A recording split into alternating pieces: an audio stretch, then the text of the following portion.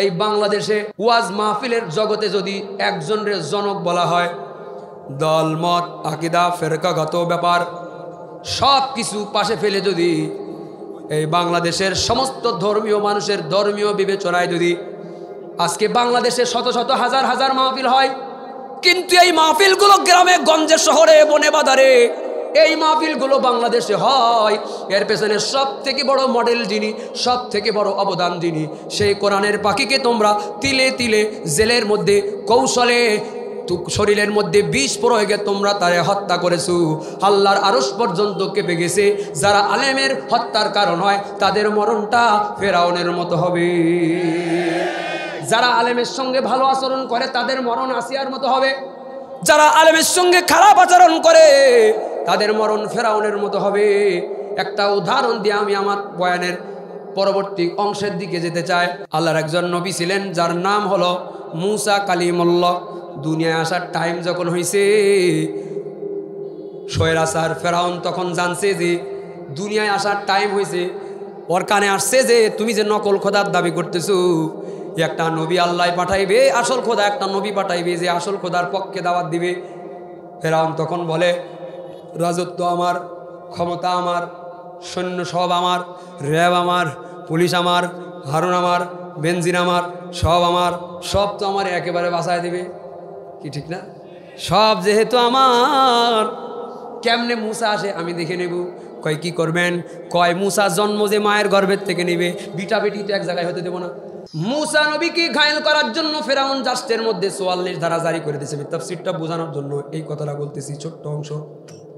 44 ধারা জারি করে দিল, কোনো পুরুষ মহিলা এক জায়গায় হতে পারবে না। কেন? কারণ পুরুষ মহিলা এক জায়গায় হইলেই তো মুসা মায়ের গর্ভে চলে আসবে। এখন রক্ষক যখন ভক্ষক হয়ে যায় তখন কেমন হয়?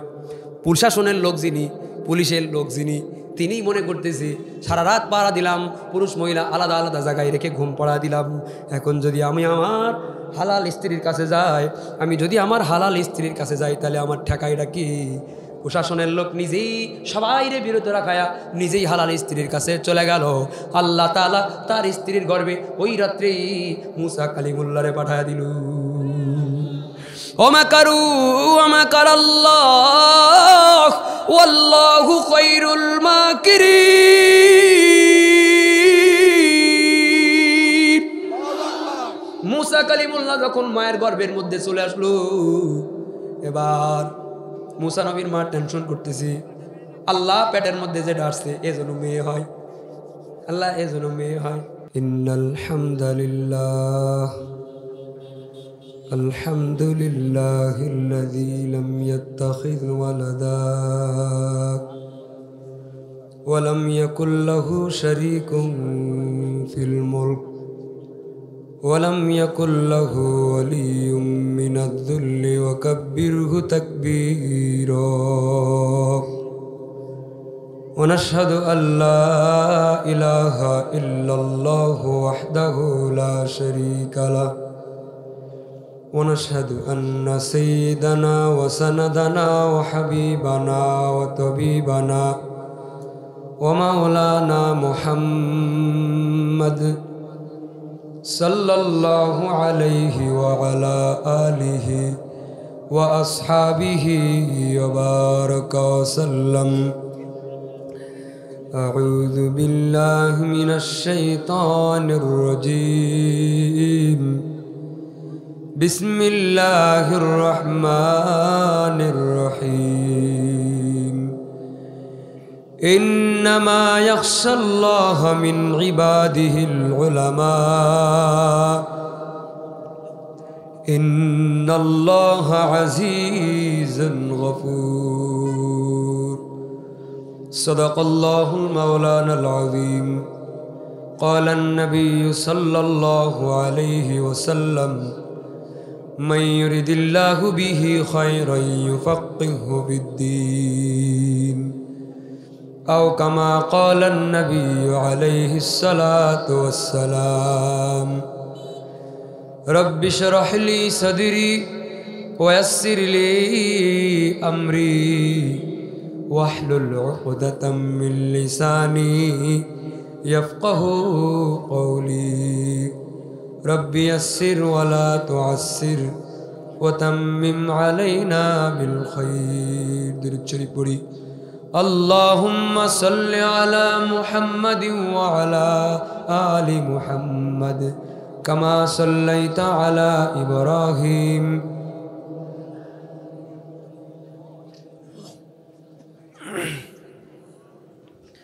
اللهم بارك على محمد وعلى آل محمد كما باركت على إبراهيم وعلى آل إبراهيم إنك حميد مجيد यहाँ हम सब मुसाफिर हैं यहाँ हम सब मुसाफिर हैं वही आखिर ठिकाना कोई आगे रवाना है कोई पीछे रवाना बलगल उला बि कमालिही कशफत दुजा बिजमालिही हसनत जमीअ खिसालिही सल्लु अलैहि व आलिही आजबे मरण कखन कोथाय कारो जाना नाई आजबे मरण कखन कोथाय कारो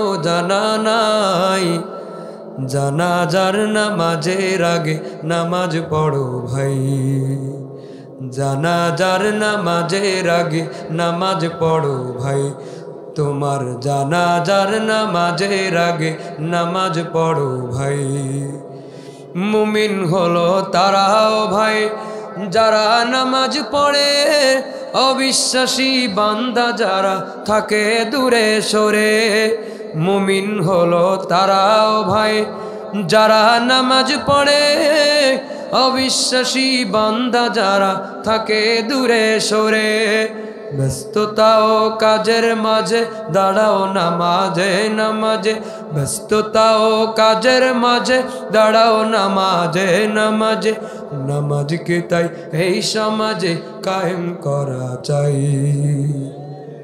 তোমার জানাজার নামাজের আগে নামাজ পড়ো ভাই তোমার জানাজার নামাজের আগে নামাজ পড়ো ভাই জিকির করি লা ইলাহা ইল্লাল্লাহ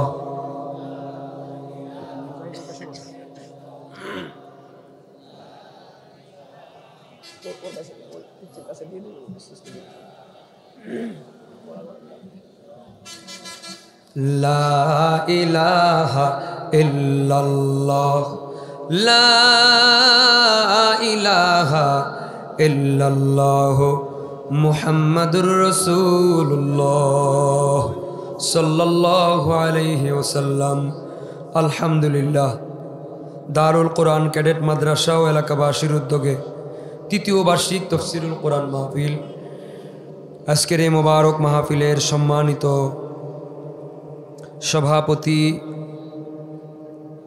আলহাজ আব্দুল জব্বার মোল্লা আজকের 2 দিনব্যাপী মাহফিলের প্রথম দিনের প্রধান অতিথি বিশ্বনন্দিত মুফাসসিরে কোরআন কোরআনের পাখি আল্লামা দেলোয়ার হোসেন সাইদি শহীদ আল্লামা দেলোয়ার হোসেন সাইদি রহিমাহুল্লাহ সাহেবের সুযোগ্য সন্তান অত্র এলাকার কৃতি সন্তান আলহাজ শামীম সাইদি চেয়ারম্যান আল্লামা সাইদি ফাউন্ডেশন পিরোজপুর আরও বয়ান পেশ করবেন আলহাজ হজরত মাওলানা মুশিউর রহমান খান আরও অন্যান্য অতিথিবৃন্দ উপস্থিত হয়েছেন আলোচনা পেশ করেছেন এলাকার গণ্যমান্য ব্যক্তিবর্গ বিভিন্ন মাসাজিদ মাদারিস থেকে আগত জাতির শ্রেষ্ঠ সন্তান হজরত উলামায়ে কেরাম তোলাবায়ে ইজম দূর দূরান্ত থেকে আগত দিনদার পরহেজগার মুসলমান ভাই বাবাজিরা কচি কাঁচা শিশুরা তরুণ যুবক ভাইরা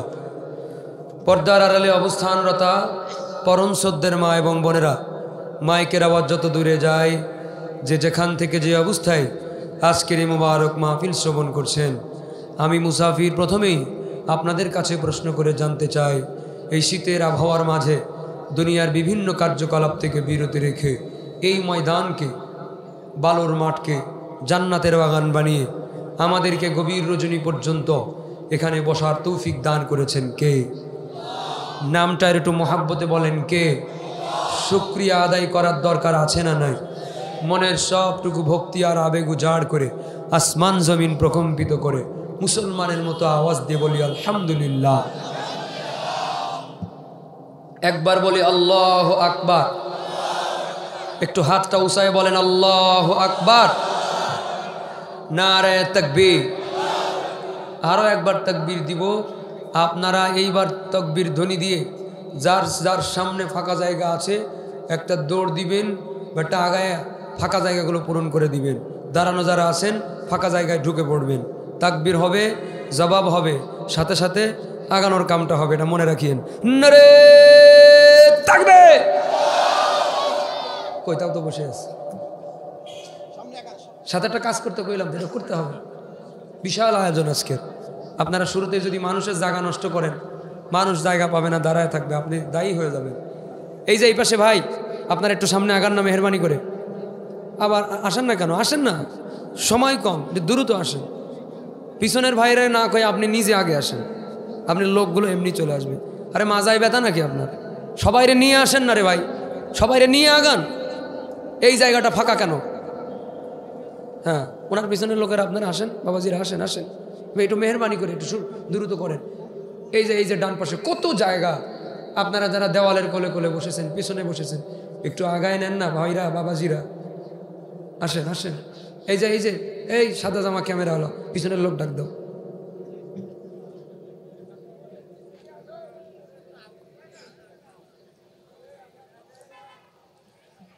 আগায় নিক, তারপরে কথা শুরু করি। আগে আগানোর কামটা দেখি কয় মিনিট লাগে, আগে আগানো শেষ হোক। কেন আগায় না একটু আপনারা ওনাদেরকে জিজ্ঞাসা করেন তো ভাই, পেছনে তাকায় যার পিছনের লোক ফাঁকা রাখছে, একটু জিজ্ঞান যে ভাই সমস্যাটা কোন জায়গায়, গুনাহ হয় কিনা। হ্যাঁ, আপনারা ডাকলে আসবে, আসেন, ডাক দেন, পিছনের লোককে ডাক দেন। গরম হইতে আরো 1 মিনিট লাগবে, কোনো টেনশন নেই।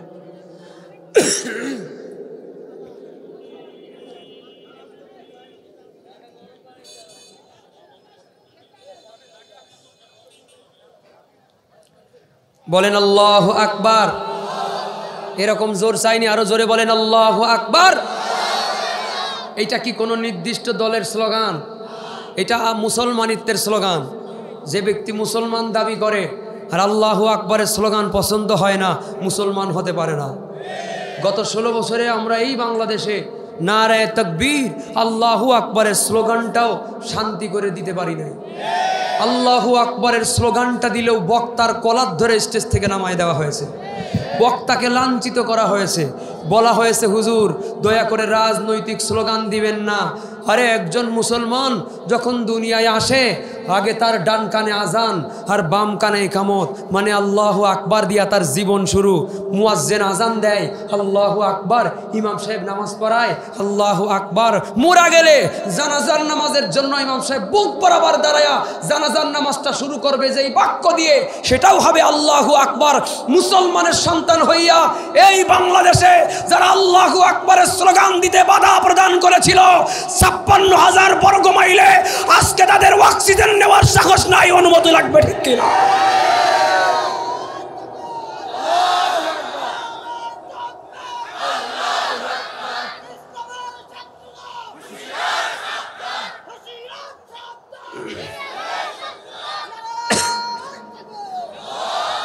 দুর্নীতির আঁকড়ায় বসে জাহির করে জ্ঞান, দুর্নীতির আঁকড়ায় বসে জাহির করে জ্ঞান, কলম দিয়ে কামাই টাকা আবার ধরে সাধুর ভান। ওরা শিক্ষিত শয়তান, ওরা শিক্ষিত শয়তান, ওরা শিক্ষিত শয়তান, ওরা শিক্ষিত শয়তান। আমার সাথে এক লাইন গাওয়া যাবে? শুরু করে দেন। ওরা শিক্ষিত শয়তান, জোরে, ওরা শিক্ষিত শয়তান, ওরা হলো দেশের লাগি মহামারীর মতন, ফাইলে কলম ঠাকায়া চালায় ওরা নির্যাতন। ওরা হলো জাতির লাগি মহামারীর মতন, ফাইলে কলম ঠেকায়া চালায় ওরা নির্যাতন। ঘুষের টাকায় ওদের ভুড়ি, ঘুষের টাকায় ওদের ভুড়ি করে যে টান টান। ওরা শিক্ষিত শয়তান, ওরা শিক্ষিত শয়তান, ওরা জোরে ওরা। শিক্ষাঙ্গনের দিকে ভাইরে দেখো না চোখ মেলিয়া, ছাত্ররা সব বই ছাড়িয়া আছে শুধু প্রেম লইয়া। শিক্ষাঙ্গনের দিকে ভাইরে দেখো না চোখ মেলিয়া, ছাত্রীরা সব বই ছাড়িয়া আছে শুধু প্রেম লইয়া। অস্ত্র সে তো সঙ্গের সাথী, অস্ত্র সে তো সঙ্গের সাথী হইতে মাস্তান। ওরা শিক্ষিত শয়তান, ওরা ওরা শিক্ষিত শয়তান। পীরগিরিয়ার মাজার পূজা চলছে দেশটা জুড়িয়া, সেরে কি আর ভণ্ডামিতে দেশটা গেছে ভরিয়া। পীরগিরিয়ার মাজার পূজা চলছে দেশটা জুড়িয়া, সেরে কি আর ভণ্ডামিতে দেশটা গেছে ভরিয়া। গাজার কলকে টান মারিয়া, গাজার কলকে টান মারিয়া দেখাই খাজার শান। ওরা শিক্ষিত শয়তান, ওরা শিক্ষিত শয়তান, ওরা শিক্ষিত শয়তান, ওরা শিক্ষিত শয়তান। দুর্নীতির আঁকড়াই বসে জাহির করে জ্ঞান, কলম দিয়ে কামাই টাকা আবার ধরে সাধুর ভান। ওরা শিক্ষিত শয়তান, ওরা শিক্ষিত শয়তান, ওরা শিক্ষিত শয়তান, ওরা শিক্ষিত শয়তান। কই মারামা দিল কই? গজল গাওয়া কি বন্ধ নাকি? মাঝে মাঝে কি চলবে? মারহাবা দাও না কেন? ইচ্ছা করে করে মারহাবা দিতে হবে, সে নিলে হবে না। ইনশাল্লাহ বলেন। দাঁড়ানো যারা আছেন আপনারা বসলে পরিবেশটা আর একটু ভালো হবে। ভলেন্টিয়ার যারা আছেন গেট বরাবর, আপনারা যদি ওনাদেরকে বসানোর ব্যবস্থা না করেন বাইরের মানুষ ঢুকতেই পারবে না, মনে করবে প্যান্ডেল ভরে গেছে আমরা বাড়ি চলে যাই।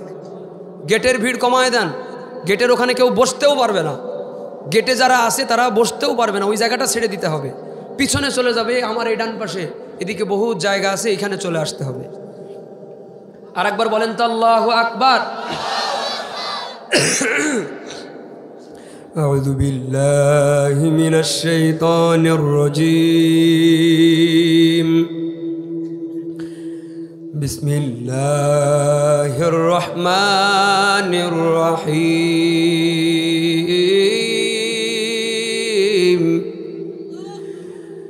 ওয়া মিনান নাসি ওয়াদ দাওয়াবি ওয়াল আনআম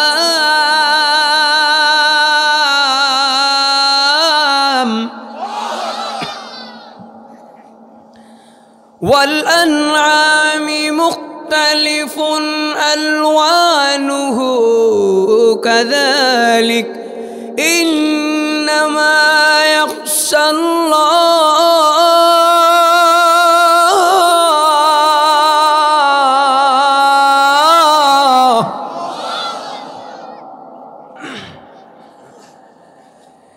إنما يخشى الله من عباده العلماء إن الله عزيز غفور।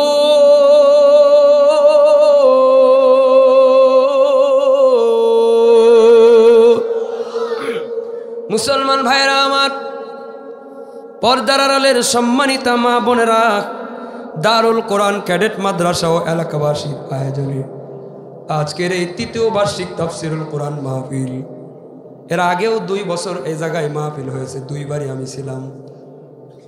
আজকের এই তৃতীয় বার্ষিক ওয়াজ মাহফিলে আমরা যারা বসেছি, জীবনের শেষ মাহফিল মনে করে আমরা বসছি, কারণ মুসলমান কোনোদিন মরণের ডর করে না, ঠিক কিনা? জীবনের কোনো গ্যারান্টি নাই, নিঃশ্বাসের কোনো বিশ্বাস নাই। খাবারের রান্না বাড়াও হয়েছিল, দুপুরের খাবারটা খেয়ে হতে যেতে পারলো না। নিঃশ্বাসের কোনো বিশ্বাস নাই, জীবনের শেষ মাহফিল মনে করে আমরা আজকে বসছি। পবিত্র কোরআন শরীফের সূরাতুল ফাতির 28 নম্বর আয়াতে কারিমা থেকে আপনাদের খেদমতে আমি তেলাওয়াত করেছি। যে কথা আমার নিজের হেদায়েতের ওসিলা হয়, এলাকাবাসীর হেদায়েতের ওসিলা হয়, কবরবাসীদের নাজাতের জরিয়া হয়, এমন দামি কথা অদম বান্দার জবান দ্বারা আল্লাহ যেন কবুল করেন, বলেন আমিন। মুসলমান ভাইরা আমার, পবিত্র কোরআন শরীফের একটা সূরার নাম বলেছি আর একটা আয়াতের সংখ্যার নাম বলেছি। সূরার নাম হলো সূরাতুল ফাতির, আয়াত হলো 28 নম্বর। বলেন তো কোন সূরা? সবাই বলেন কত নম্বর আয়াত? ফাতির শব্দটার আওয়াজ পেয়েছি কম, 28 শব্দটার আওয়াজ পেয়েছি বেশি। আমি যখন বলেছি কোন সূরা, আপনারা যারা বলেছেন ফাতির, সবাই বলতে পারে নাই। 28টা সবাই বলতে পারে, কিন্তু ফাতির সবাই বলতে পারে না। কারণ কি? কারণ এটা হলো কোরআন শরীফের একটা সূরার নাম। কোরআন শরীফের এই সূরার নাম এর আগে যে জীবনে কোনো দিন বলে নাই, প্রথমবার আমার কাছ থেকে শুনে তার বলাটা তার জন্য কঠিন। একটু বলেন তো কোরআন শরীফে মোট সূরা কয়টা? হ্যাঁ, এটা অর্ধেকের কম মানুষ কইছে, তার মানে বাকি লোক জানে না, এই জন্য কয় নাই। এবার বলেন তো কোরআন শরীফে মোট পারা কয়টা? 130টা। কোরআন শরীফে যে 30টা পারা আছে, 114টা যে সূরা আছে, এটা অনেক মুসলমানের সন্তানেরা জানেই না। তা কবে কেমনে জানেই না? জানে না তা বলবে কেমনে? আমি যে বলে দিতেছি, বলেন যারা একবার না বলা অভ্যাস আছে, মুখস্থ আছে, তারা না আমার কথা শুনে শুনে বলতে পারবে। যারা জানেই না তারা বলবে কেমনি? মুসলমানের সন্তান হইয়া কোরআন শরীফের পারা কয়টা জানে না? মুসলমানের সন্তান হইয়া কোরআন শরীফের সূরা কয়টা জানে না? নবীর নামটাও ঠিক মতো জানে না, কালেমা কলম জানে না, হাদিস কোরআন জানে না, আকীদা জানে না, মুসলিম তাহজিব তামাদ্দুম জানে না। যদি বলেন কেন জানে না? এরা জানার জন্য কি লেখাপড়া করে নাই? করেছে তো, লেখাপড়া করেছে তো, স্কুলে পড়েছে, কলেজে পড়েছে, ভার্সিটিতে পড়েছে, পড়াশোনা করেছে, তারপরেও পারে না। বলবেন পড়াশোনা করেছে তাও পারে না কা? সব কি ফাঁকিবাজ নাকি? আমি বলবো ফাঁকিবাজগুলোর যদি আলাদা করা হয়, এই প্লাসওয়ালাগুলোর যদি এক জায়গায় করি, তারপরেও এরা ইসলামের এই সাধারণ জ্ঞানগুলো বলতে পারবে না। বলতে পারবে না কেন? ওরে বইয়ের মধ্যে তো নাই, তা বলবে কেমনে? বইয়ের মধ্যে তো নাই, তা বলবে কেমনে? বলবে আমরা না দাবি করি আমরা 90% মুসলমানের দেশ। 90% মুসলমানের দেশে কোরআনের সূরা জানে না, পারা জানে না, আল্লাহকে জানে না, নবীকে জানে না, কালেমা কোনটা জানে না, নবীর নামটাও জানে না। কেন জানে না? বইয়ের মধ্যে নাই তাই জানে না। আরে নাই কেন সে কথা তো কইবেন। নাই এজন্য এক সময় ছিল এখন নাই। আরে এক সময় ছিল এখন নাই, তো নাই করে দিল কে? নাই করে দিয়েছে দীপমণি, নাই করে দিয়েছে নওফেল, নাই করে দিয়েছে ইসকনের দালাল শিক্ষা সিলেবাস প্রণয়ন কমিটি। যারা আমাদের শিক্ষা সিলেবাস প্রণয়ন কমিটির মধ্যে ছিল, এরা এগুলো নাই করে দিয়েছি। আমরা এরকম ডাইরেক্ট কথাগুলো বলতে গেলে আমাদেরকে বারবার যারা হেনস্থা করেছিল, লিমানিল মুলকুল ইয়াউম লিল্লাহিল ওয়াহিদুল কাহ্হার, বলেন তো রাজত্ব কার? কোরআন শরীফের আয়াতগুলো নাই করে দিল, বাপের নামগুলো অ্যাড করে দিল। ওর বাপ কবে মরছে? ওর বাপ কবে জেলের থেকে ছাড়া পাইছে? ওর বাপ কবে দুনিয়ায় আসছে?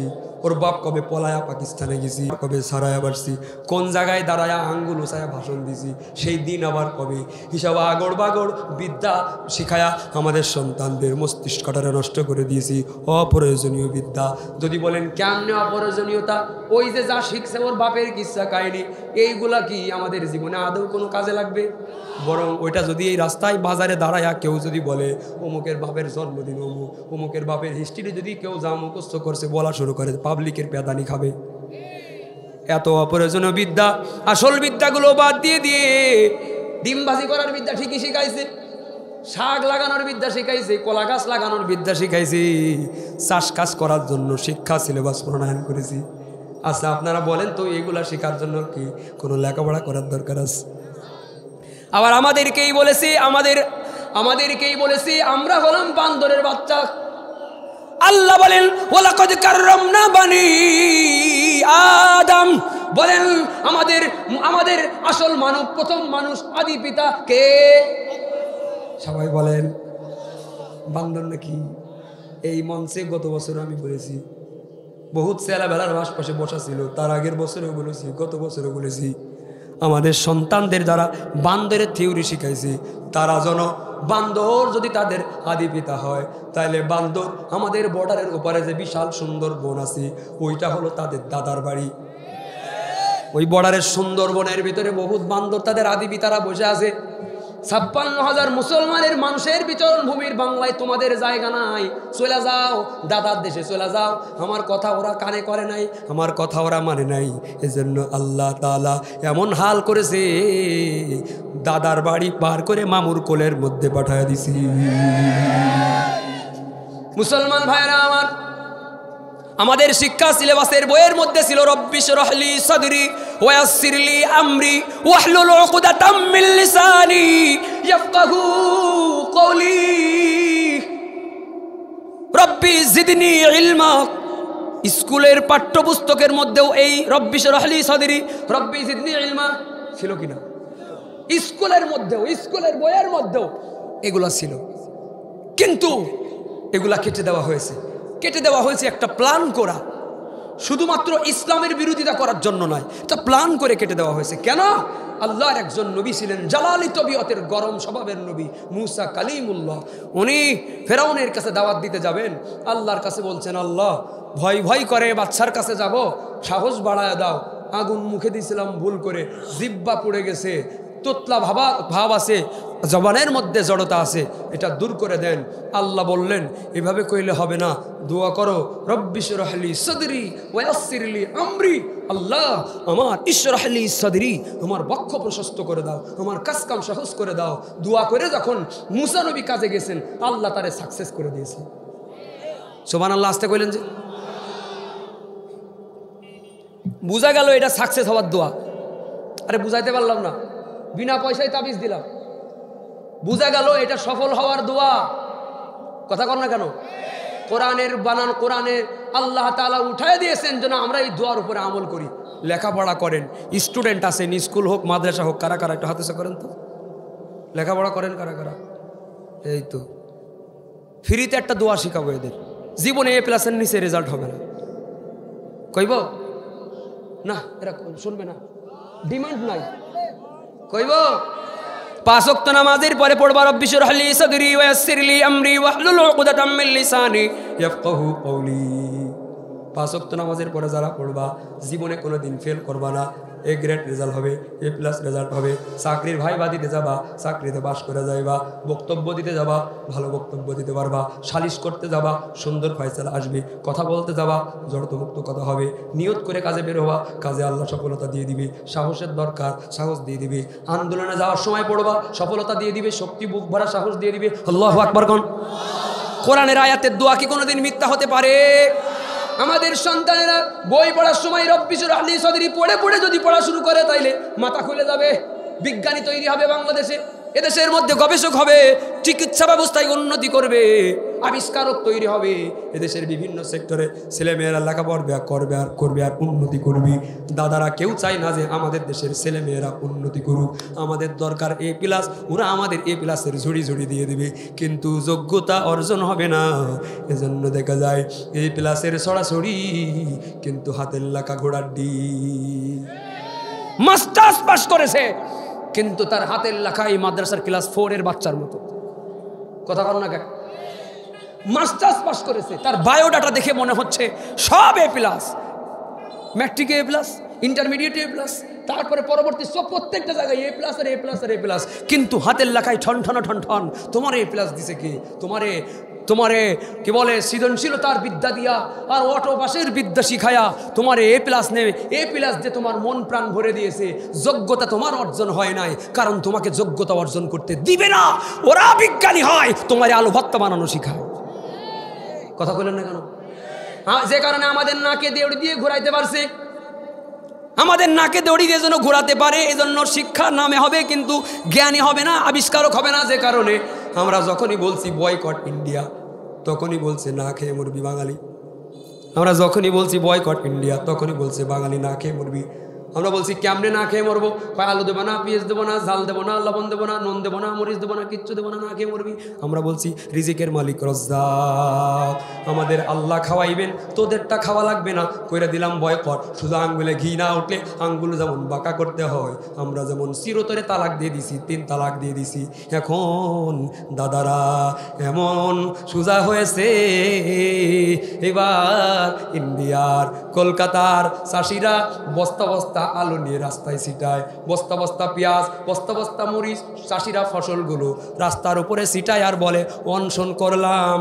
ও দাদা নরেন্দ্র মোদী, ও দিদি মমতা, বাংলাদেশের কাস্টমার দাও, আমরা চাষিরা না খেয়ে মরে যাই। কেন? আমরা না খেয়ে মরার কথা ছিল কি? আমরা না খেয়ে মরার কথা ছিল, আর ওরাই কয় আমরা না খেয়ে মরে যাই। আমরা ট্রিটমেন্ট করতে যাইতাম, আমাদেরকে হেনস্থা করেছে, ট্রিটমেন্টটা পর্যন্ত আমাদের ঠিক মতো দেয় নাই বিদায়ী। টোটাল যখন ট্রিটমেন্টটাও বয়কট করলাম, এরপরে আমাদেরকে বলেছে ডাইরেক্ট ট্রেন দিব, কলকাতা থেকে চেন্নাই ডাইরেক্ট দিব, আসো। আমরা কইছি না, যাবো না, যাবো না, যাবো না। তোদের ওই গরুর চুনা খাওয়া মাথা দিয়া যদি তোরা এত উন্নত ট্রিটমেন্ট ব্যবস্থা করতে পারিস, খায় না? তোদের গরুর চুনা খাওয়া মাথা, গরুর লেদা বরফি বানায় খায় ওরা।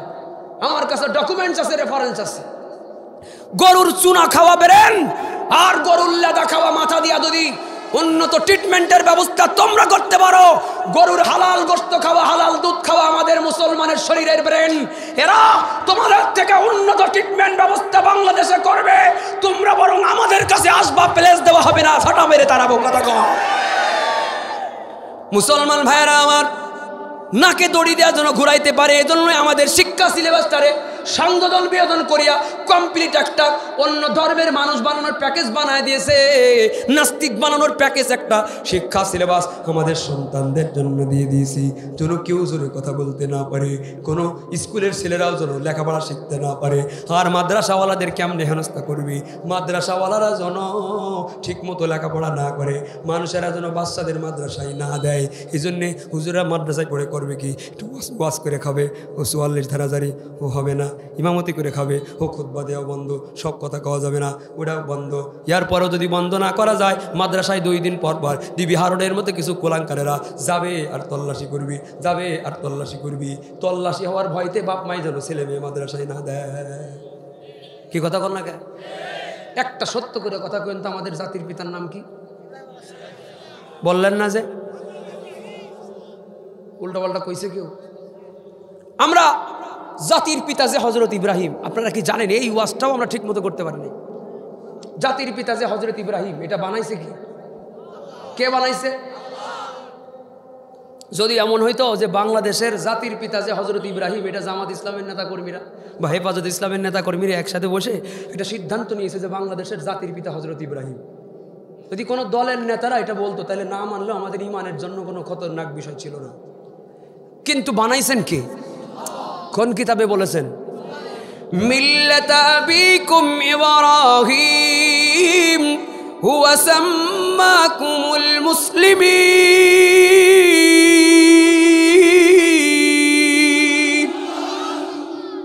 ইব্রাহিম নবী যে আমাদের জাতির পিতা, কোরআন শরীফে আল্লাহ বানাক বলে দিয়েছেন। শুধু তাই না, আরো বলেছেন ইন্না নাহনু নাযালনা যিকরা ওয়া ইন্না লাহু লাহাফিজুন। কোরআন নাজিল করেছেন যে হেফাজত করবেন সে। আপনারা হেফাজত বলতে যদি বুঝেন যে কাগজের পৃষ্ঠা হেফাজত করবে, শুধু কাগজের পৃষ্ঠা নয়, কোরআন যে বিধানগুলো আল্লাহ বলে দিয়েছে এই বিধানগুলো আল্লাহ হেফাজত করবি। আল্লাহ যেমন শেষ নবীকে শেষ নবী বানাইছেন, কিয়ামত পর্যন্ত শেষ নবী থাকবে, এরপরে যারাই আসবে তারাই উৎখাত হয়ে যাবে। ওরকমভাবে আদম নবীকে যেমন আমাদের আদি পিতা বানাইছেন, তিনি আদি পিতার জায়গায় থাকবেন, কেউ তারে পরিবর্তন করতে পারবে না। যদি পারে তাহলে কোরআন আল্লাহ হেফাজত করে নাই। আল্লাহ তাআলা ইব্রাহিম খলিলুল্লাহকে জাতির পিতা বানাইছেন, কেউ যদি নতুন কোনো জাতির পিতা বানাইয়া সফল হয়ে যায় তাহলে আল্লাহ তাআলা কোরআন হেফাজত করেন নাই। যেহেতু আমরা পদ্মা সেতু দিয়ে উঠছি আর নামছি, সবুজ ব্যাকগ্রাউন্ডে সাদা সাদা কালি দিয়ে সুন্দর করে লেখা ছিল জাতির পিতা শেখ মুজিব এক্সপ্রেস ওয়ে, এটা লেখা পড়তাম আমরা। জাতির পিতা শেখ মুজিব এক্সপ্রেস ওয়ে, এটা দেখতাম আর বলতাম আল্লাহ তুমি না বলছো তোমার কোরআন হেফাজত করবা, আল্লাহ যে কইছে আরে 5 তারিখ পর্যন্ত অপেক্ষা কর, ওটা তো আমরা শুনতে পাই নাই। যেন টেনশন করতাম খালি, আমরা কইছি আল্লাহ তুমি না তোমার কোরআন হেফাজত করবা, তুমি না তোমার কোরআনে বলছো তোমার কোরআনের অকথ্য বিধানগুলো কেউ পরিবর্তন করতে চাইলে তারাই পরিবর্তন হয়ে যাবে। আল্লাহ বলেন আরে ফাফিরু ইলাল্লাহ, আমি তো সুযোগ দিয়ে আর বলি ফিরে আয় তওবা কর, ফিরে আয় তওবা কর। আমরা 5 তারিখ পর্যন্ত আমি টাইম দিয়ে রাখছি, আমরা তার ভবিষ্যৎ জানি না, এজন্য আল্লাহর কথাও আমরা শুনতে পাই নাই। 5 তারিখ যখন কায়েম হয়ে গেছে ছাত্র জনতার গণ অভ্যুত্থানের মাধ্যমে ওই এলাকায় যারা আন্দোলন করেছে ধুলাইপাড় চত্বর এলাকায়, আগে ঢাকায় আবার যাবেন দেখবেন সবুজ ব্যাকগ্রাউন্ড সাদা কালি, সেই 2 জায়গায় সাইনবোর্ডে লেখা আছে জাতির পিতা হযরত ইব্রাহিম আলাইহিস সালাম এক্সপ্রেস ওয়ে। আল্লাহু আকবার। বলেন কোরআন কি আল্লাহ হেফাজত করেছে? আওয়াজ দিয়ে বলেন কোরআন কি আল্লাহ হেফাজত করেছে? এবার আমাদের একটা চূড়ান্ত কথা, এদেশের সব দলের লোকেরাই যদি মনে করে তার দলের স্থপতি জাতির পিতা হবে, তাইলে আমরা মোল্লারা, আমরা টুপিওয়ালারা আমাদের ওরাসাতুল আম্বিয়াগিরির চাকরি বাঁচানোর জন্য আমরা আবারও কথা বলবো। কেউ কেউ মনে করে তার দলের যিনি স্থপতি তিনি হয়ে যাবেন জাতির পিতা, তিনিই জাতির পিতা হওয়ার যোগ্য। তাইলে শুধু আপনারা কেন, যত দল আছে সবাই মনে করবে, চরমনার হুজুরের দল আছে ওনারা মনে করবে ফজলুল করিম সাহেব জাতির পিতা, জামাত ইসলামী আছে তারা মনে করবে গোলাম আজম সাহেব জাতির পিতা, বিএনপির ভাইরা বলবে জিয়াউর রহমান জাতির পিতা, আর আওয়ামী লীগরা তো বানায় ফেলছিল এইরকম অমুক তমুক জাতির পিতা। এটা যদি রাষ্ট্রীয় কোনো বিষয় হইতো তাইলে যে ক্ষমতায় তার বাপ জাতির পিতা হইতে পারত। মুসলমান জাতির পিতা কে হবে এটা রাষ্ট্রীয় বিষয় নয়, এটা ধর্মীয় বিষয়, এটা কোরআনের বিষয়। কোরআনের বিষয় নিয়ে কোন রাজনৈতিক নেতার বেশে আগামীতে কেউ যদি আবার তোমার বাবাকে জাতির পিতা বানানোর জন্য কোন দুঃস্বপ্ন দেখার চেষ্টা করো, ডিবি হারুনকে যেমন আমরা ল্যাংটা করে ছাড়ছি, স্বৈরাচারকে বাংলাদেশ থেকে তারা ছাড়ছি, নতুন কোন জাতির পিতা হলে তাদের একই হাল করা হবে। হযরত ইব্রাহিম ছাড়া কেউ জাতির পিতা নাই, হযরত ইব্রাহিম ছাড়া কেউ জাতির পিতা নাই, শেখ মুজিবর জাতির পিতা শেখ হাসিনা গাইব। হযরত ইব্রাহিম ছাড়া কেউ জাতির পিতা নাই, হযরত ইব্রাহিম ছাড়া কেউ জাতির পিতা নাই, শেখ মুজিবর জাতির পিতা শেখ হাসিনা কয়। হাই হাই শেখ মুজিবর জাতির পিতা শেখ হাসিনা কয়। বাবার মূর্তি মোড়ে মোড়ে যায় মুমিনের হৃদয় পুড়ে, বাবার মূর্তি মোড়ে মোড়ে যায় মুমিনের হৃদয় পুড়ে, বিরোধিতা করলে জায়গা আয়না ঘরে হয়, আরে বিরোধিতা করলে জায়গা আয়না ঘরে হয়। শেখ মুজিবর জাতির পিতা শেখ হাসিনা কয়। হাই হাই শেখ মুজিবর জাতির পিতা শেখ হাসিনা কয়। শেখ মুজিবর জাতির পিতা শেখ হাসিনা কয়। হাই হাই শেখ মুজিবর জাতির পিতা স্বৈরাচারে কয়। ক্ষমতারি দাপট দিয়ে আলেমদেরকে বন্দি করে, ক্ষমতারি দাপট দিয়ে আলেমদেরকে বন্দি করে, ফেরাউনের প্রতিচ্ছবি সবাই তারে কয়, ফেরাউনের প্রতিচ্ছবি সবাই তারে কয়। শেখ মুজিবর জাতির পিতা শেখ হাসিনা কয়। হাই হাই শেখ মুজিবর জাতির পিতা শেখ হাসিনা কয়। স্বাধীন দেশের খেয়ে পড়ে ভারতের গোলামি করে, স্বাধীন দেশের খেয়ে পড়ে ভারতের গোলামি করে, ফাঁসি দিল যাদের তারা অপরাধী নয়, ফাঁসি দিল যাদের তারা অপরাধী নয়। শেখ মুজিবর জাতির পিতা শেখ হাসিনা কয়। হাই হাই শেখ মুজিবর জাতির পিতা শেখ হাসিনা কয়। হযরত ইব্রাহিম ছাড়া কেউ জাতির পিতা নয়, হযরত ইব্রাহিম ছাড়া কেউ জাতির পিতা নয়। শেখ মুজিবর জাতির পিতা শেখ হাসিনা কয়। হাই হাই শেখ মুজিবর জাতির পিতা শেখ হাসিনা কয়। হাই হাই শেখ মুজিবর জাতির পিতা শেখ হাসিনা কয়। মারহাবা পছন্দ হইল না?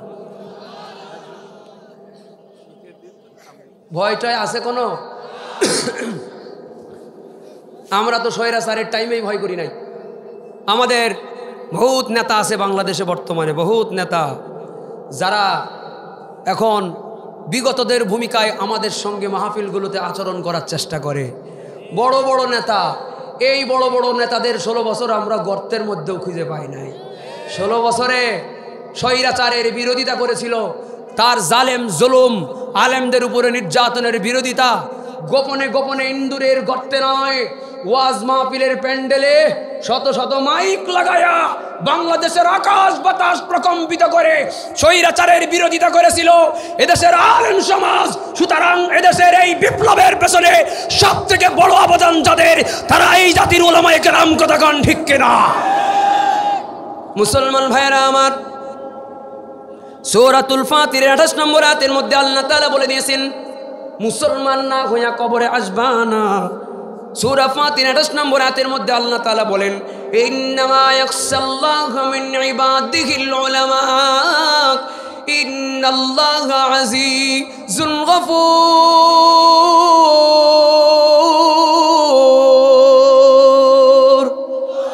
নিশ্চয়ই আলেমরাই আল্লাহকে ভয় করার মতো ভয় করে। যারা আলেম হয়েছে তারাই ভয় করে, এজন্য চিল্লাই। আলেমরাও জানে আমাদের ঠান্ডা কথা বললে নিরাপত্তা বেশি, গরম কথা বললে আমাদের নিরাপত্তাহীনতায় ভুগতে হবে। এই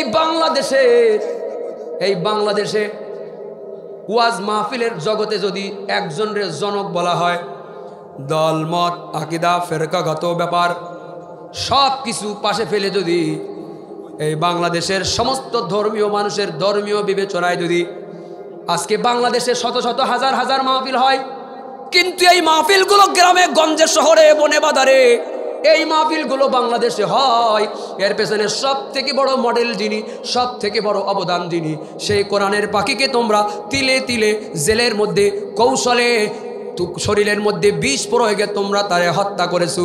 আল্লাহর আরশ পর্যন্ত কেঁপে গেছে। যারা আলেমের হত্যার কারণ হয় তাদের মরণটা ফেরাউনের মতো হবে। যারা আলেমের সঙ্গে ভালো আচরণ করে তাদের মরণ আসিয়ার মতো হবে। যারা আলেমের সঙ্গে খারাপ আচরণ করে তাদের মরণ ফেরাউনের মতো হবে। একটা উদাহরণ দিয়ে আমি আমার বয়ানের পরবর্তী অংশের দিকে যেতে চাই।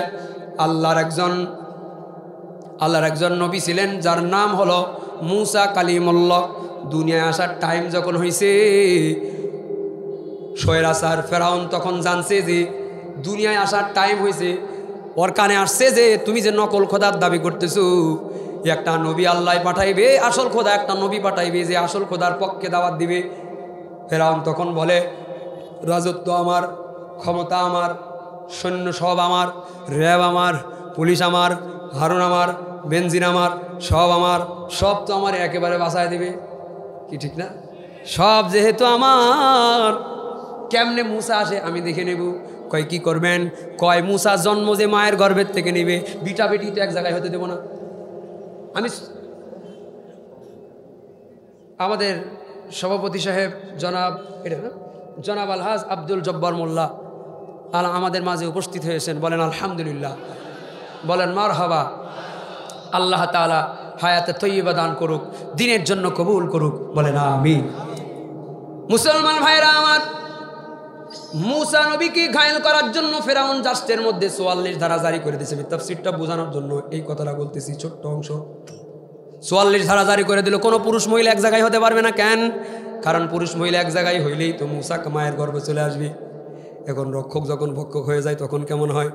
প্রশাসনের লোক যিনি, পুলিশের লোক যিনি, তিনিই মনে করতেছি সারা রাত পাড়া দিলাম, পুরুষ মহিলা আলাদা আলাদা জায়গায় রেখে ঘুম পাড়া দিলাম।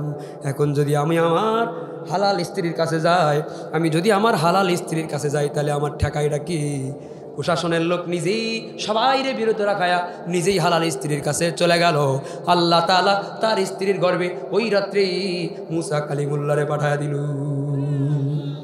ওমাকারু ওমাকারাল্লাহ ওয়াল্লাহু খায়রুল মাকিরিন।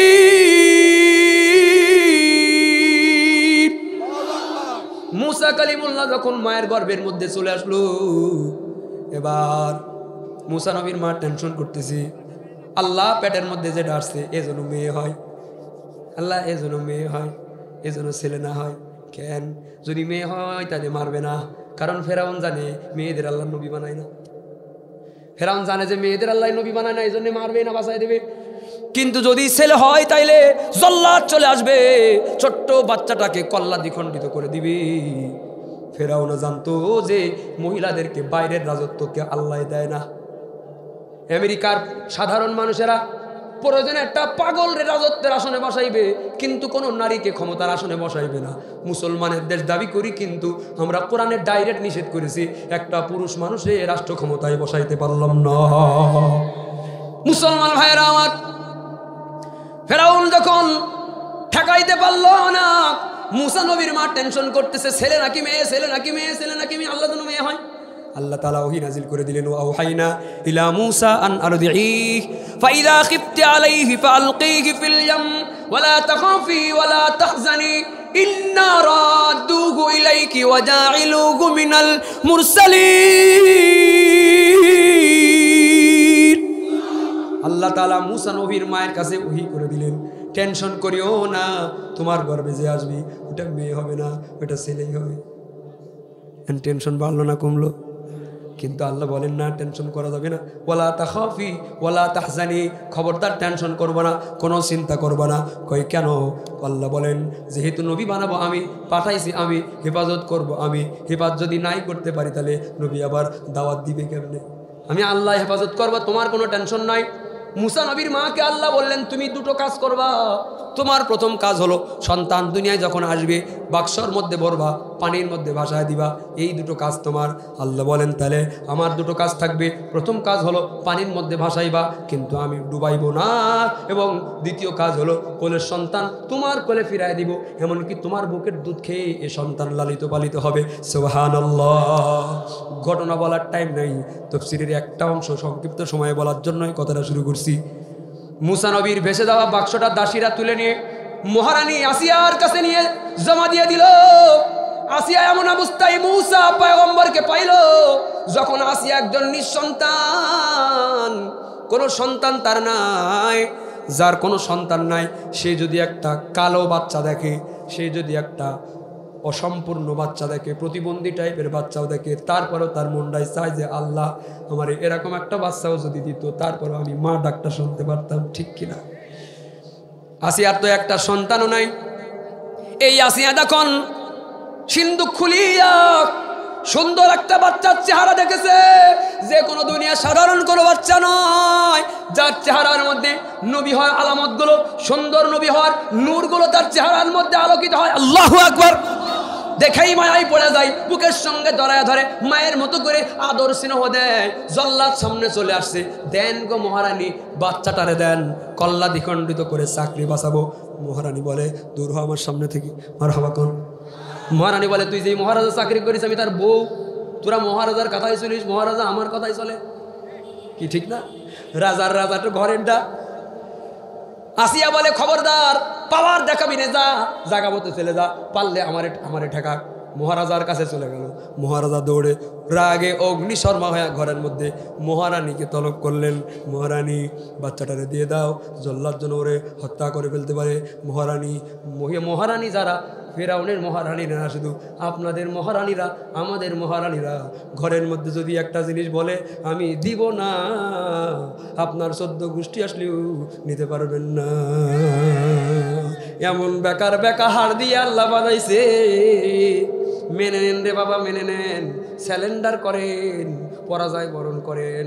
তাইলে অন্তত এতটুকু স্যাক্রিফাইস অর্জন না করতে চাইলে পোলাপান বিয়ে করবা না, কি ঠিক না? আল্লাহ বাঁকা হাড় দিয়ে বানাইছে, একটু মেনে নিও, একটু ধৈর্য ধারণ করিও। মুসা পয়গম্বর কোলের মধ্যে আছে। আসিয়াকে ফেরাউন বলে, দাও জল্লাদের হাতে। আসিয়া বলে, দেব না। ফেরাউন বলে, দিয়ে দাও। আসিয়া বলে, দেব না। ফেরাউন বলে, দিয়ে দাও। আসিয়া বলে, দিব না। ফেরাউন বলে, দিবি না কেন? কেন দিবি না রে? আসিয়া বলে, আমার মায়া লাগে, তাই দেব না। আল্লাহু আকবার। কার ছেলে কার মায়া লাগে? যে মারতে চায় তার বউয়ের অন্তরে মুসা নবীর জন্য আল্লাহ মায়া তৈরি করে দিয়েছে। আল্লাহু আকবার জোরে কইল না? আসিয়া বলে, আমার মায়া লাগে। বলেন তো, মায়াটাও তৈরি করে দিয়েছে কে? আসিয়া বলে, আমার মায়া লাগে। ফেরাউন কে, আমার তো মায়াটা লাগে না। আমি বলি, তোর মায়া লাগবে কা? তোর যদি মায়া লাগতো তাহলে তোর নাম কি ফেরাউন হইতো নাকি? যুগে যুগে ফেরাউন যারা হয় তাদের যেমন নবীদের প্রতি মায়া লাগে নাই, ফেরাউনের দোসর স্বৈরাচার পৃথিবীতে যারা আসবে তাদেরও নবীদের ওয়ারিস আলেমদের প্রতি কোনো মায়া টায়া লাগবে না। মুসলমান ভাইরা আমার, এই কথাটুকু বলার জন্য আমার উদ্দেশ্য হলো, আলেমরা আল্লাহকে ভয় করার মতো ভয় করে, আলেমরাই একমাত্র আল্লাহরে ভয় করে। তোমরা যারা আল্লাহকে ভয় করতে চাও আলেমদের অনুকরণ করো, কারণ আলেমদের পাওয়ার বেশি, আলেমদের মর্যাদা বেশি। এমন মর্যাদা বেশি, আলেমদেরকে যে ভালোবাসবে, আলেমদেরকে যে সম্মান করবে, আল্লাহ তার ইমানি মরণ দিবে। আলেমদের সঙ্গে যে বেয়াদবি করবে, আল্লাহ তার মরণটা জিল্লতির মরণ দিবে। একথা বোঝানোর জন্যই এই অংশটা আপনাদের সামনে আমি উদ্ধৃত করলাম। মুফাসসিরিনে কেরাম বলেন, ওই যে ফেরাউন যে বলেছিল আমার মায়া লাগে না, মুসা নবীর দেখে আমার মায়া লাগে না, এই মায়া লাগে না কথাটা বলার কারণে আল্লাহ তাআলা ফেরাউনের এমন একটা জিল্লতির মরণ দিয়ে দিল। ক্ষমতা আছে, রাজত্ব আছে, চেয়ার আছে, মনে করলো মুসা লাঠির বাড়ি মারলো, রাস্তা হয়ে গেল, মুসা নদীর পানির মধ্যে দিয়ে রাস্তা দিয়ে পার হয়ে যায়। ফেরাউন মনে করতেছি অন্ধ, ওরে চোখের অন্ধ না, খতম আল্লাহ গ্রুপের লোক। ও মনে করেছি ওই রাস্তা আমার জন্য, ওই রাস্তা দেওয়ার জন্য না। ও বুঝতে পারি নাই ক্ষমতার দম্বে মানুষ অহংকার হইয়া, যেমন ফেরাউন ক্ষমতার দম্বের কারণে একটা ভুল তার জীবনের জন্য কাল হয়ে গেল, লাভ দিল, নিজের রাস্তা মনে করা লাভ দিল। স্বৈরাচার যদি একটা কথাটা না বলতো, বাচ্চা পোলাপানদের যদি রাজাকার বলে গালি না দিত, তাইলে আজকের এই মামার কোলে যাওয়া লাগতো না। ক্ষমতার দম্বে উল্টাপাল্টা কথা মাঝে মাঝে বেরিয়ে যায়, একটা কথাই তার জন্য আল্লাহ কাল বানায় দেয়। ফেরাউন নদীর মাঝখানে যখন চলে গেল, মুসা নবী নদী পার হয়ে গেল, আল্লাহ পানিরে বললেন, এই পানি বসে আছিস কেন, যেমন ছিলি তেমন হয়ে যা। আল্লাহু আকবার। পানি যেমন ছিল তেমন হয়ে গেল। মুসা, ফেরাউন এবং তার দলবল মিলে পানির মধ্যে হাবুডুবু খায়। ফেরাউন একটু উঠে আর বলে আল্লাহ কালেমা পড়বো, আল্লাহ কাজী ফেরাউন ঠাস করে পানির মধ্যে, আবার পানির মধ্যে সুবানি দেয়, আবার একটু পানি খায়, আবার একটু পেট ফুলে, আবার কয় আল্লাহ একটু কালেমা পড়ে, এই ঠাস করে আবার নিচে যায়, আবার উঠে আবার নিচে যায়, কালেমা পড়তে চায়, জিবরাইল ঠেসে ধরে, আবার কালেমা পড়তে যায়, জিবরাইল আবার পানির মধ্যে সুবা ধরে। আল্লাহ বলেন তোর কালেমা পড়া লাগবে না, আল আনা ওয়া ক্বাদ আসাইতা ক্বাবলু ওয়া কুনতা মিনাল মুফসিদিন। এতদিন স্বৈরাচারী করিয়া খোদা দাবি করিয়া, নবীর সঙ্গে বেয়াদবি করিয়া, নকল খোদা দাবি করিয়া, এখন ফান্দে পড়ে বগা কান্দে, এখন তুমি কালেমা পড়বা। তোমার মতো ফেরাউনের কালেমার আমার আল্লাহর দরকার নাই। আল্লাহ তাআলা মুসা পয়গম্বরের সঙ্গে বেয়াদবি আর মহাব্বত না দেওয়ার কারণে ফেরাউনের ক্ষমতা থাকা অবস্থায় পানিতে সুবায়া এমন মারছে, ফেরাউনের লাশ দাফন হওয়ার জন্য আল্লাহর পৃথিবীতে 100 টাক জমিও আল্লাহ কবুল করেন নাই। বেয়াদবির পরিণাম। অপরদিকে মুসা নবীকে ভালোবাসছিল আসিয়া, নবীরে ভালোবাসার কারণে আল্লাহ তাআলা আসিয়া ফেরাউনের স্ত্রী হওয়া সত্ত্বেও ইমানের দৌলত দিয়েছে। ইমানের দৌলত জ্বলন্ত অঙ্গারের মধ্যে পুড়াইয়া ইমান অর্জন করার কারণে আসিয়াকে যখন ফেরাউন শহীদ বানাবে, আল্লাহ তাআলা আসিয়ার শাহাদাতের মরণের জন্য কবুল করেছেন। শুধু কবুল করেছেন তাই নয়, বরং আসিয়া আল্লাহর সঙ্গে মরণের আগে, শহীদ হওয়ার আগে জিবরাইল লাগে নাই, ডাইরেক্ট আসিয়া বসে বসে সরাসরি আল্লাহর সঙ্গে জান্নাতের কন্ট্যাক্ট করে আর জোরে জোরে কথাবার্তা বলে। আল্লাহু আকবার।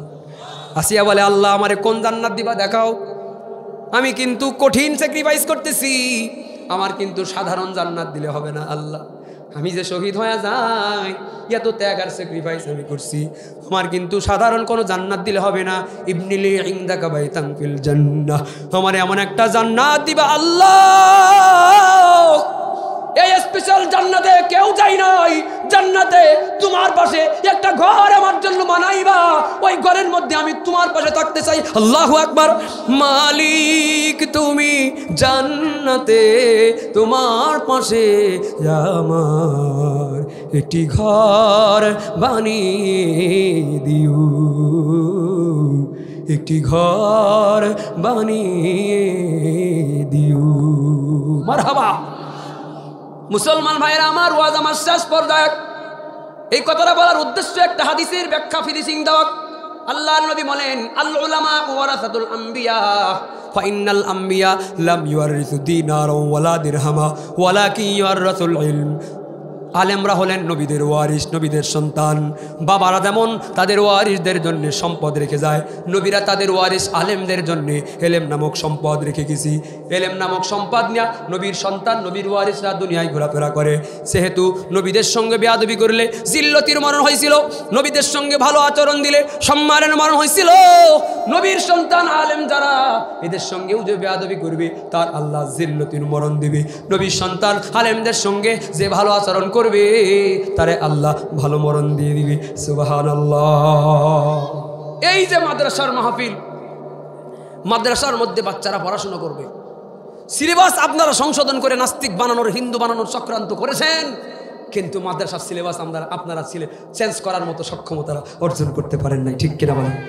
মাদ্রাসাগুলোর ওসিলাই আমাদের ছেলেমেয়েরা আকীদা ঠিক রাখতে পেরেছে, তাহজিব তাওয়াদ্দুন ঠিক রাখতে পেরেছে, ঈমানটা ঠিক রাখতে পেরেছে, কেবলা কাওয়া, নামাজ, পশ্চিম কেবলা, মসজিদ সবকিছু ঠিক রাখতে পেরেছে। সুতরাং ইউরিদুনা লিইউতফিউ নূরাল্লাহি বিআফওয়াহিহিম আল্লাহু মুতিম্মু নূরিহি ওয়ালাউ কারিহাল কাফিরুন ওয়ালাউ কারিহাল মুশরিকুন। আগামীতে বাংলাদেশে এমন একটা শিক্ষা সিলেবাস আমরা চাই, মুসলমান দেশের উপযোগী একটা সিলেবাস আমরা সংস্কারের মাধ্যমে চাই। কথা কোন ঠিক কিনা? নাস্তিকদের বসবাসের জায়গা এটা না, মনে রাখতে হবে। নাস্তিকদের সংখ্যাগরিষ্ঠ দেশ এটা নয়, মুসলমানের সংখ্যাগরিষ্ঠ দেশের মধ্যে কোরআন মাইনাস করে, ঈমান মাইনাস করে, আল্লাহর নবীর ঘটনাগুলো মাইনাস করে, বাপদাদার কিচ্ছা কাহিনীগুলো অ্যাড করবে, তথাকথিত সংস্কার আমরা মানি না, মানতে পারি না।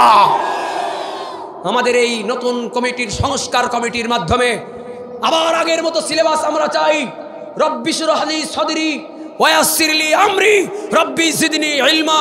আল্লাহ ভরসা, আল্লাহর নাম দিয়া, নবীর নাম দিয়া, কালেমা দিয়া ইসলামী তাওহীদ তামাজ্জুন অ্যাড করা একটা নতুন শিক্ষা সিলেবাস আমরা কারা কারা চাই? আল্লাহু আকবার।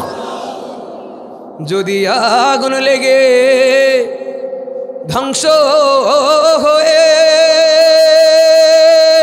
যায়, ধ্বংস হয়ে যায়, যদি আগুন লেগে ধ্বংস হয় পৃথিবীর সব বইয়ের দোকান, তবু বিশ্ব থেকে হারাবে না পবিত্র কোরআন।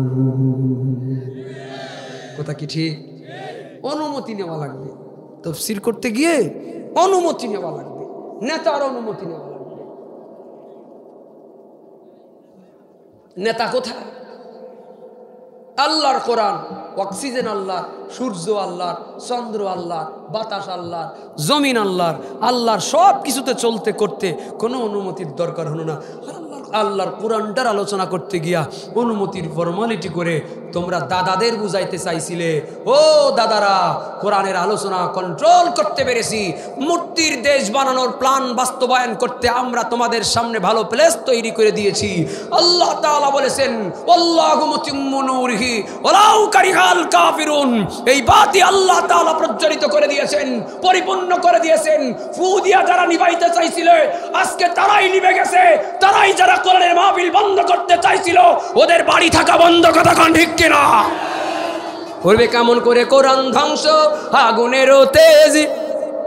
করবে কেমন করে কোরআন ধ্বংস আগুনের তেজ?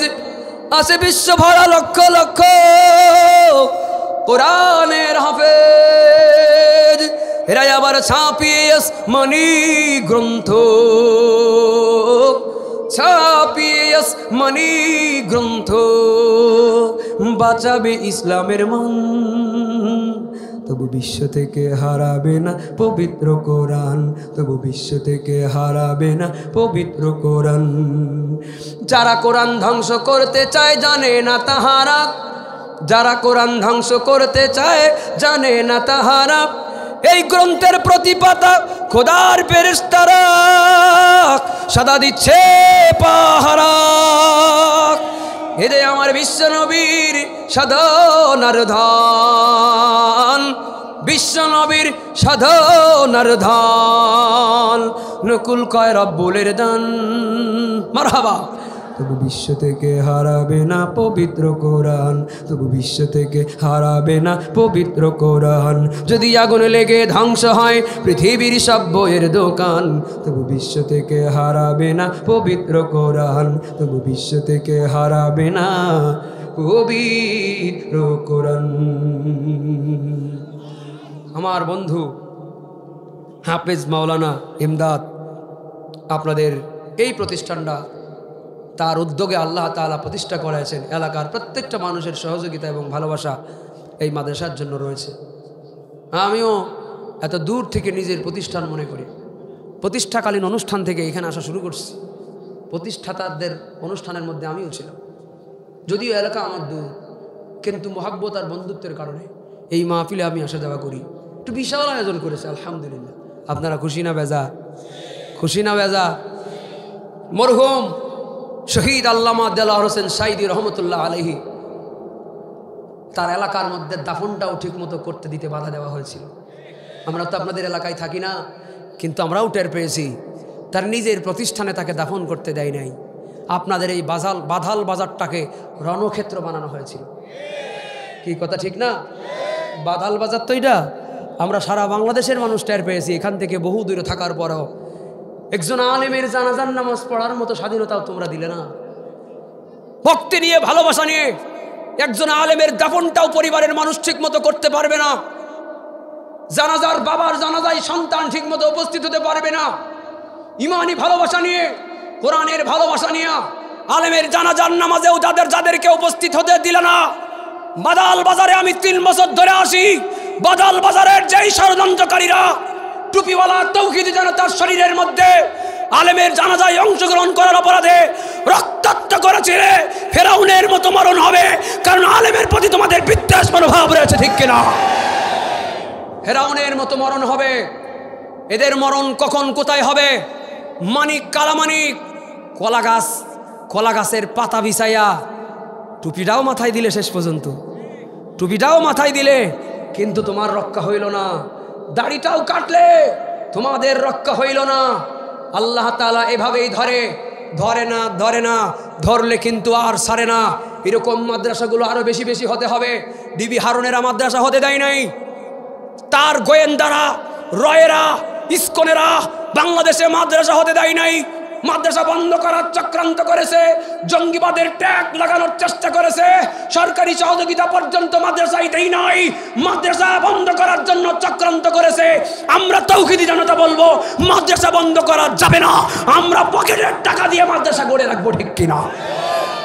মাদ্রাসা আল্লাহর নবীর ঘর, প্রতিষ্ঠা আল্লাহর নবীর মাধ্যমে আল্লাহর নবীর আলেমরা করে দিয়েছে। তোমরা এটাকে পরিবর্তন করতে পারবে না।